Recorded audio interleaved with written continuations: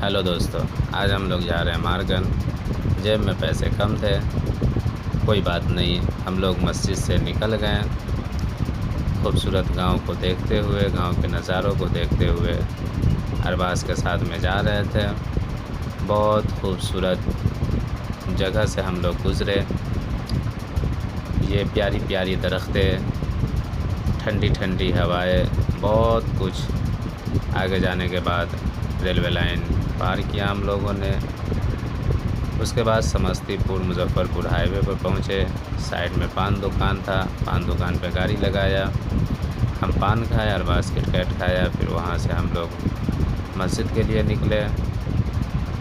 देखा railway line बंद थी, ट्रेन पास हुई, फिर दूसरी ट्रेन आई, फिर दूसरी ट्रेन भी पास हुई। धूप बहुत तेज़ थी। फिर हम लोग वहाँ से निकले मस्जिद के लिए।